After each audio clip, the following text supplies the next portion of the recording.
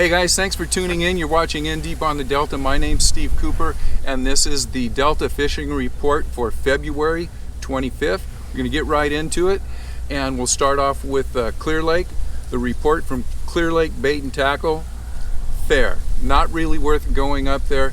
The headhunters that have been looking around for those, the monster fish, the 8 to 10 pound fish, the double digits, not really hitting right now. The fishing pressure has increased a little bit, but the fishing is only fair. People are catching, decent numbers of 3 to 4 pound fish, but not really the time that you want to go up there and experience the lake. I'll keep in contact with Clear Lake Bait and Tackle, and we'll see maybe in the next week or two as the water temperatures rise. You can start going up there and getting the good numbers. The average guy going up there and getting the good numbers. If you're a stick up there and you want to go up there and head hunt, now's probably the time to be up there. But for the average guy, Clear Lake Bait and Tackle is reporting just fair fishing. So that's Clear Lake. I was unable to get a hold of John Leasty this week. I'm sure he's busy guiding up at Maloney's, but I'm sure the Mother Lode Lakes, Maloney's, and all the lakes up there are probably holding pretty much steady with what they've been doing the last few weeks. And I'll get a report from John next week, and we'll go over if anything's really popping out in the Mother Lode. That's going to bring us to the Delta report, and I will be combining my report with all the correspondence that I've been getting, the phone calls and the people that I've talked to out on the river, along with the report from Hook, Line, and Sinker out in Oakley. And I also got the report from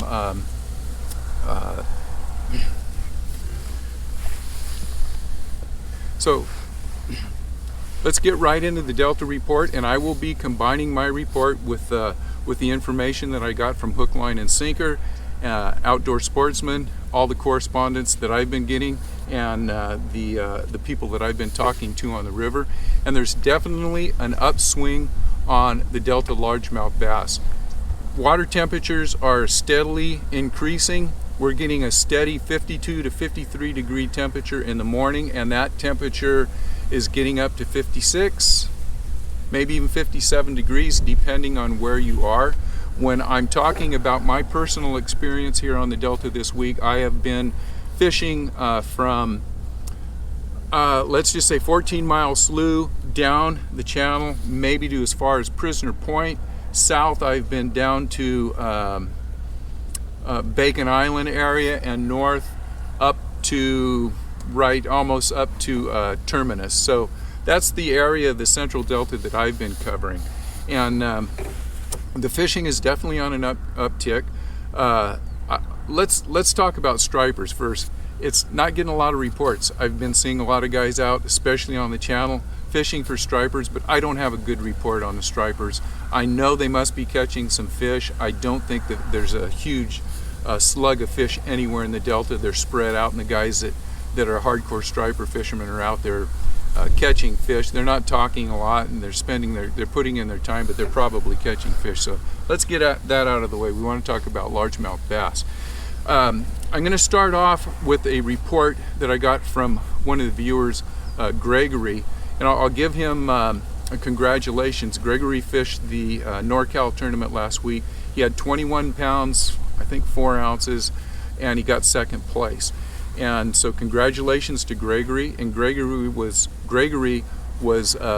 kind enough to relay some information on what he was doing. So when I was corresponding with Gregory, I looked at that and I said, you know what, I could have written this exact report without even talking to him, because it was almost exactly what I was seeing. Now, I'm not getting 21 pound bags. I'm getting a lot of nice fish between that, I'll say 2 1/4 to 3 1/4 pound. I have not been getting the 21 pound bags, but everything that Gregory was saying corresponds with what I was doing and what I've heard from the shops and everything else. So let's talk about what Gregory was doing, and we'll build on that. Number one, the tide for him was the first part of the incoming tide, and it was a bite window that was, it sounded to me from what he was talking about, fairly short. He caught most of his fish, in that first couple hours of the incoming tide, and then picked off a few fish during the course of the day. His fish came all on reaction bites, and he touted fishing a jackhammer and blades. Most of the fish were in about 6 feet of water over flats. I think he had mentioned he caught one fish just on a total reaction bite a couple feet off the bank that picked up either the chatterbait or the blade. I forget what it is, but most of his fish a little deeper, and all of his fish on reaction bites, and all of them in a short bite window. And that's exactly what I have been finding. Last week we talked about the hook, line, and sinker tournament, and the gentleman that won that tournament, I think he had 25 pounds or something, maybe more than that. I forget what. It is a big bag, and he mentioned that his fish were either on worms or chatterbaits. So when I heard that, I started picking up my chatterbaits, and immediately I started catching fish on chatterbaits, which made me think I need to get out and start trying a few more baits, because I may have been missing out the last few weeks. But anyhow, I found this week chatterbaits have been really good for me, and I've also found short bite windows. My best bite window has been at the high tide when it starts moving out, and it doesn't, my bite window has not been right as the tide moves, but probably about an hour into the tide. So I have maybe about an hour, if I'm lucky, an hour to an hour and a half bite window, and then it gets really slow. Now, what I'm getting at here is, it seems like whether you're fishing the first couple hours of the incoming or the first couple hours of the outgoing, those are the tides that you want to fish.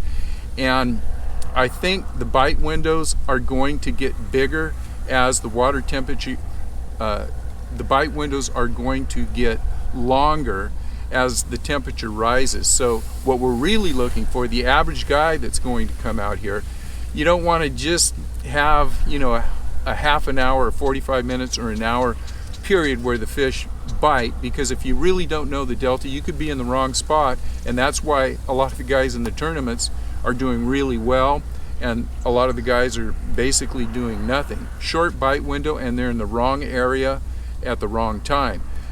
What I want to get at is that water temperature warms up, that bite window will be longer and longer. So it may still be at the first couple hours of incoming or the first couple hours of outgoing, but hopefully it'll last for a couple hours. And for the average guy, if you're moving around a little bit, you have a lot more time to intercept fish. And I think the weekend guys are going to start catching more and more fish as this water temperature moves up, the water temperature increases. So nothing new there, but keep in mind for the guys that are coming out on the weekend, the bites should be expanding and expanding, so you can catch fish through the day.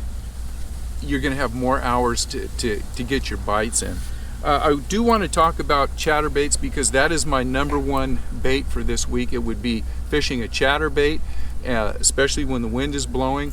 If the wind's not blowing, I would fish a worm, and those are the two top baits, and literally everyone that I've been corresponding with has agreed with that. There are still a few people catching fish with jerk baits, lipless, a few crankbaits, but mostly chatterbaits and worms. And I want to talk, I like the jackhammer. I know a lot of you guys fish the jackhammer, and I want to just give you my 2 cents on their new bait, or they came out with it last year, but it's the Stealth blade. I think they call it the Stealth jackhammer or something. And I just want to tell you, I'm not a big fan of this. These are expensive baits. Nobody likes paying $18 for a chatterbait. I would not waste my time with the Stealth blade. It's just, this bait just doesn't fish very big. It's got a real tight wobble and a buzz to it. The normal jackhammer, it's got that thump, and you can really tell, you know, if it's buzzing down, you're fishing it too fast. If you slow it down, it starts thumping. This bait just fishes a lot bigger and a lot more substantial than the Stealth blade. So I just wanted to throw that in. If you've seen these and you think, oh, I got to get one of these, I would say not for the deltas. Just for me, I'm putting this back in the box, and maybe I'll throw it on Clearwater lakes or something. But don't waste your time with this guy. Stay with the regular jackhammer. Get yourself an extra one of these in case you lose it, instead of going to the Stealth blade. just my 2 cents on that. So let's get back to the Delta. I also wanted to say that let's talk a little bit about pre-spawn, because a lot of people are getting really antsy, and I'm getting reports that, oh, you know, the fish are getting ready to spawn, and I have not seen that, and I'll tell you why I have not seen that. I have, in the last week, taken a pretty good amount of time to just get into some of the areas that I know have been historical good banks for fish to spawn on, and I'm getting inside, and I am just blowing through, and I am looking for, obviously, any signs of spawning, any beds. I'm looking for good bottom, good hard bottom. I'm looking for weed growth. I'm looking to see if there are any males hanging around, which will be the first fish to come in and start, you know, searching out these things. I'm looking for bait. I'm looking for bluegill.